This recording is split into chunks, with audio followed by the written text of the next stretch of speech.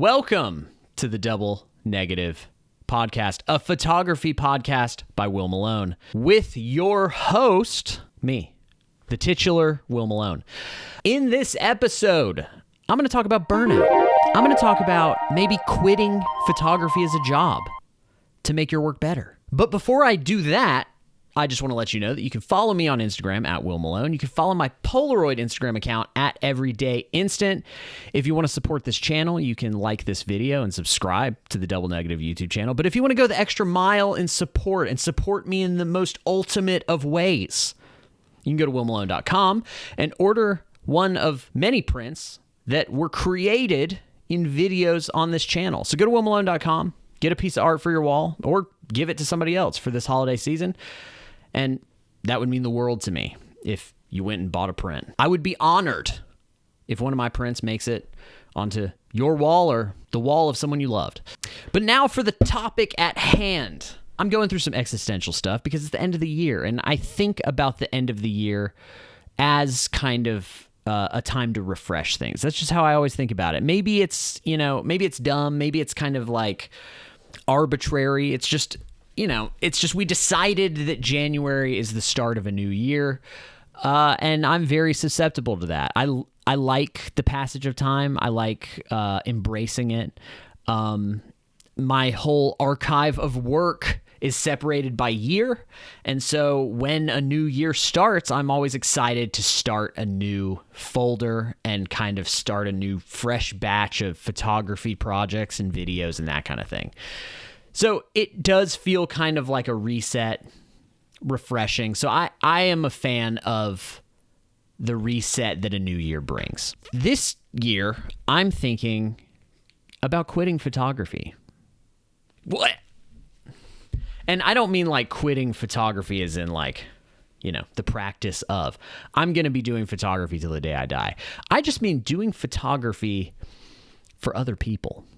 Client work. And I'm not probably going to completely stop client work, but what I've noticed this year is that while building this YouTube channel, it takes a lot of work because I'm more of a long form guy. I'm more comfortable making a long form video than I am short form video. My short form videos, I just feel like are missing something, and I'm trying to crack that formula. But the world is very short form, and I feel like short form videos largely, even the ones that I don't really love that I make, are much easier to produce than, say, a long form video. So I've been putting in tons of work in trying to come up with interesting long form videos that are interesting to me, but also interesting to you as well. And that's a lot of work. That takes a lot of creative brain power. I have to be just constantly flowing with ideas and recording, writing them down and making sure that I have interesting things to say. But I also have to use my creative brain for clients who pay me, because photography has been my full-time job for the past 6 years. And before that, it was a part-time job, but I still worked in kind of the art industry, in the printing and art installation stuff. I do find, looking back, that when my full-time job was working for somebody else, printing, framing, installing art, and then I would go home and kind of work on my photography projects, it was a lot easier. I had all the creative juice to give my own work because I wasn't really sharing it with anybody else. And I think using your creative mind to help other people with what they're doing is a noble effort. But I do also feel like if you're doing that plus something like this, which is seriously trying to actually like build a interesting YouTube channel, your work on both ends is kind of going to start to suffer a little bit because you only have so much, you can give and create. And honestly, in order to create, you have to also be consuming. And so not only do I have to do work that pays me for other people, do this YouTube channel, but then I also have to make sure I have time to like chill and like read and watch things and listen to things and like live life, because photography isn't possible. Good photography isn't possible if you're not living life. So when my life becomes just making videos and making client work, photography work, the subject matter isn't really going to be there anymore. And so I've really struggled everybody has seasons of burnout. And I think I've been doing this long enough now for about 15 years that I understand how to deal with my own burnout a lot better. I've gotten really good at it. Now, do I get burnt out? Yeah. I mean, every, 2 or 3 years, I probably get like really burnt out. And then I have to just kind of like figure out how to freshen up what I'm doing in order to keep going. And that's all there is to it. And you kind of have to learn about yourself over time or whatever. And I probably about, honestly, like 8 to 10 years in, started realizing, okay, this is my cycle. This is what I need to do in order to like keep this interesting and not being sick of it. When I start focusing on like what's wrong with the system or what's wrong with the photography world or what's wrong with YouTube or what's wrong with social media, that's kind of a good sign that I need a break. When I start blaming the world for why I'm miserable, that's probably a good sign that and maybe maybe you have seen this in yourself too. I see a lot of people on social media ranting about like the algorithm isn't showing my work and this or that. And I think that's probably a good sign that you need to take a beat. But but I've come to this place where I have to work for myself. I cannot work for really anybody else. Like I really like this lifestyle of being a solopreneur, I guess. Although I'm not preneuring anything. I don't see myself as an entrepreneur because I just kind of like do one thing. But I've been trying to think about maybe decoupling some of my income from photography. So, in service of these videos, how can I find a way to live life more effectively, to give Double Negative more mental and creative resources while also still make a living working for myself? That's the problem I'm trying to solve. And, this month has been kind of nuts because I've been helping my friends at Art Warehouse this month a lot and kind of going back to my old stomping grounds of stretching canvases and framing and doing art installations and like doing work that honestly it's manual labor. It's hard work. You're lifting a lot of things. You're shipping expensive pieces of art. You're stretching tons of canvases. You're hanging a bunch of art pieces. But it doesn't require me to like have a vision of something. It just requires me to do the work in front of me. And I really have enjoyed it. It's been exhausting. I've been totally exhausted the past couple weeks. But not in like a creative way because I'm not using my creative mind to have to like solve problems all day, every day. So I have a bunch of stuff in the tank to make these videos. I'm coming up with ideas like crazy because I'm sitting there for hours stretching canvases and I'm able to just think, but I don't have to like be like totally on for the work that's in front of me that I'm getting paid for. So I've been helping them out and it's been, I think, really good and eye-opening for me to realize like maybe I need a job like this, day to day to help build an income that doesn't borrow from the Double Negative bucket. In order to make this YouTube channel better and more rich, I think I'm going to be pulling from some of the skill sets that I've used for years and years, but never really leaned on as like a serious income earner. And so I think honestly, like I'm going to start doing next year is offering like an art installation service where I'm hanging art for people. I've been doing it for like 10 years. I do it with my own stuff all the time. Next week, I have a video about it because I just hung a triptych of one of my images in a law office, and I show you the process start to finish. That video comes out next week. And I've been hanging artwork forever. And I never thought about offering it as a service, but it's a thing that everyone hates doing. Everyone hates hanging artwork in their own home. So it's an instant value. It's not like photography where it's like you feel like you have to convince people nonstop like why photography is important. Like, photography is one of those things that it's like either you see its importance or you don't. And if you live in a bigger city, if you live in a larger market, it's much easier to find people that appreciate what you do as a photographer. But if you live in a smaller market, or honestly the southeast of the United States, like, no one cares. Like, I mean, obviously there are a few people that care. There are people that will pay for it. Obviously, people see importance in it. But as a general rule, the Southeast is not a big spender on photography. The Southeast is full of people that go on Google Image, right-click Save As, and think that image is theirs. People just don't see a value in digital goods. And unless it is documenting an event in their life, like a wedding or an event, festival, or a family photos or those kind of things. That's a much easier sell than being an artist photographer, right? And so in order to be an artist photographer, I've come to the conclusion that really you need to be building a radio tower to like a YouTube channel like Double Negative to get your signal out past here. Like, if I cannot live off my town alone, it would be impossible. I managed to for a little bit, but I was doing like a lot of like real estate, weddings, I was doing anything I could find. And by the end of the day, I was totally mentally fried for anything photography. I couldn't do this kind of thing. I wasn't able to do projects that I wanted to do. But I was a practicing full-time photographer, but I was depleting all my mental resources for creation doing that.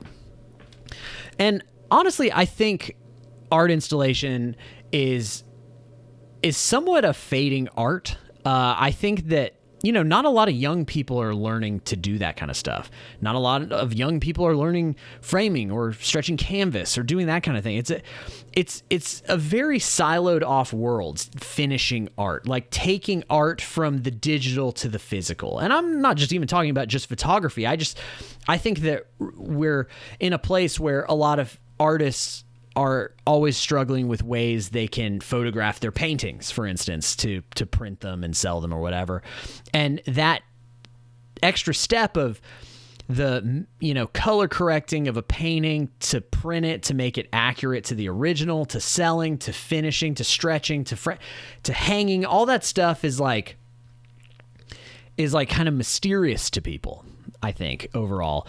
And I've been in that world since my early 20s. And so it's not mysterious to me. And I actually enjoy that aspect of it. And I feel like I meet a lot of amazing people through that.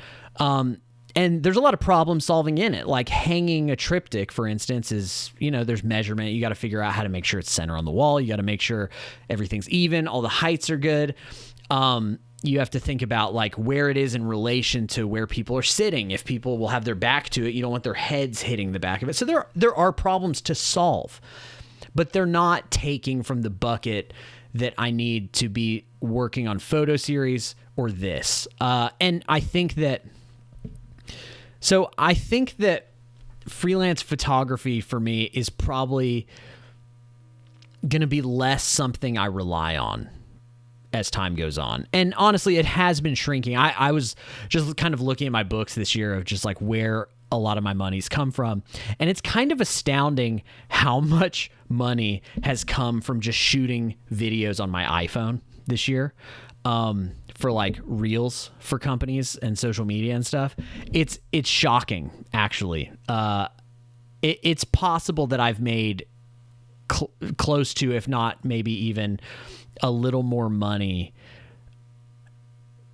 with my iPhone camera than an actual camera, which, sign of the times, really eye-opening to realize that. But yeah, so if you're burned out, if you want to do the social media thing, but you're also doing a job that requires using your conceptual mind, it is going to be a struggle. And I think social media is one of those things that you can tell when somebody is not living anymore and they're just doing social media. And I think that's probably my problem with most of photography YouTube is photography YouTube gets really boring when you see somebody who's doing photography YouTube for a living, because then they're kind of in a loop. It's like an endless, infinite loop of your life is making the videos. It's why vlogging's so tough, especially people who do it like seriously for real, is because you end up vlogging about vlogging at a certain point. And I don't think, while I would love to be able to make a living from double negative, and maybe I will one day, I really want to be on guard for that aspect of it. Like videos, like it's amazing when I see a big YouTuber get 100,000 views on a video about nothing, because their job is that video. And so they end up talking about really kind of insular things that like don't really matter. And it just, I don't know. I just don't want double negative to be that. I want double negative to be about things. I want double negative to be about kind of my life, especially in this side of my life.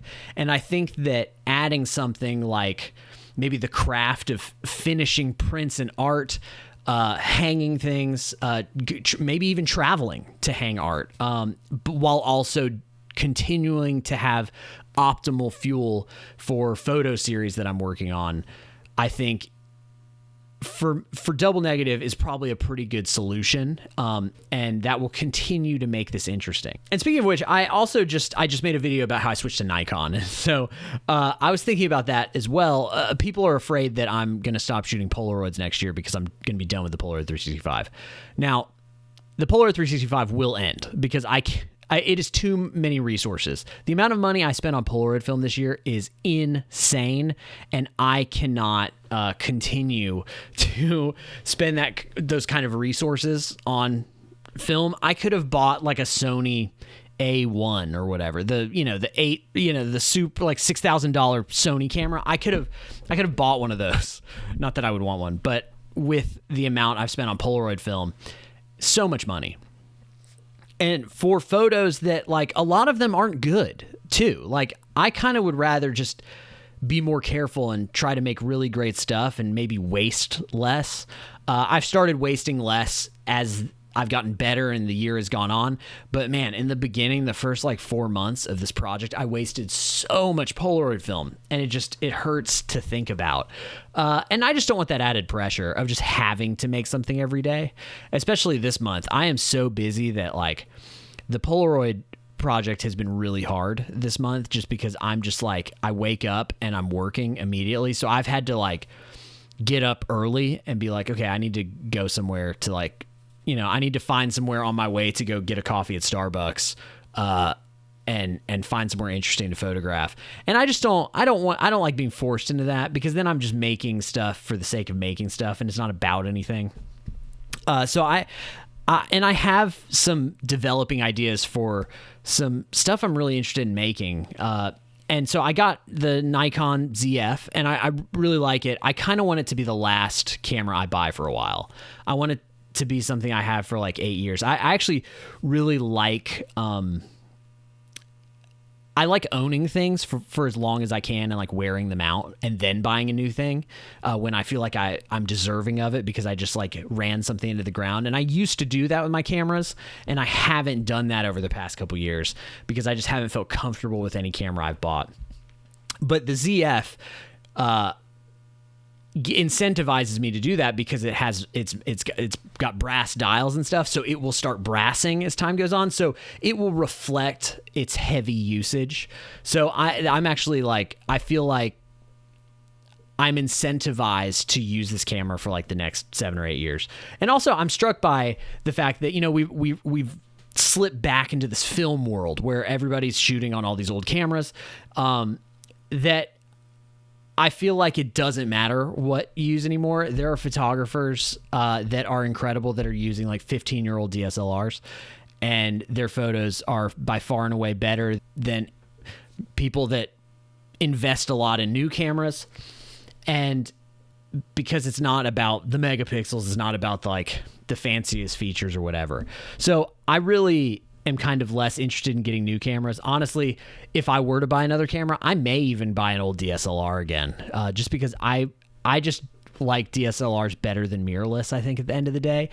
Mirrorless just has a little less friction in some ways. And so probably next year what you're going to see is my photography setup is going to be largely my Nikon ZF and my Polaroid i2, and that's what I will be making the vast majority of stuff with going forward for a while. Because those are the two cameras that they're the best at making what I like to make. So I probably won't, I mean, unless some like interesting, unless the Polaroid i3 comes out, or some interesting instant film thing, which I'm way more happy with buying instant film stuff because it's cheaper than buying, a new mirrorless camera, but they're actually like interesting products. And if I were to do like reviews of camera stuff, I would probably rather do some of these weird lenses, like these like light leak lenses I see, or weird filters or weird lights and that kind of thing. I would rather do reviews on that because I could actually make some interesting work with it. I have no interest in this becoming a gear channel.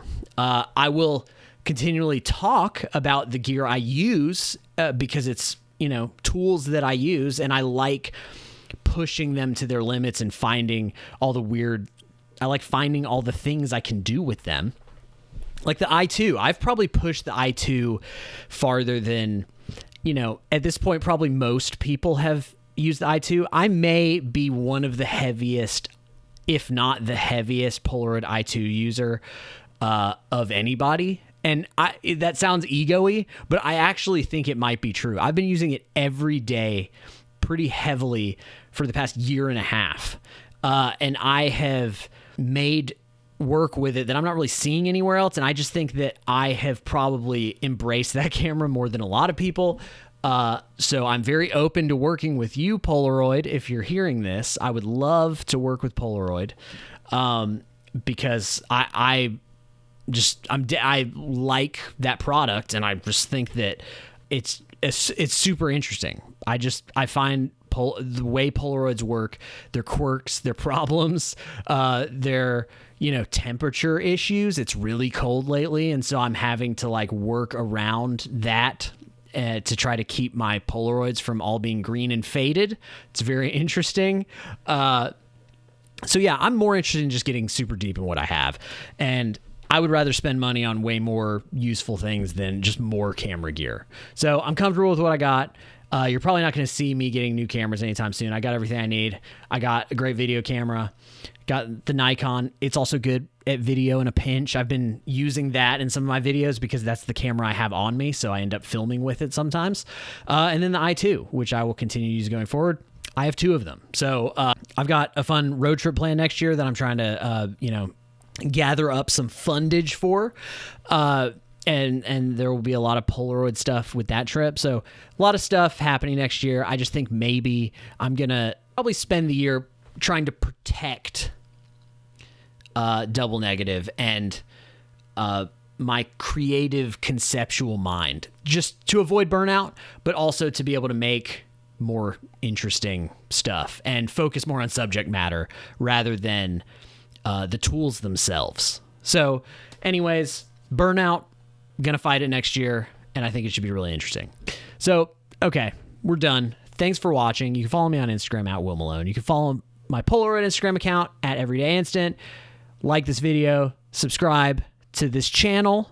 You can also listen to the audio version of this on the Double Negative podcast feed.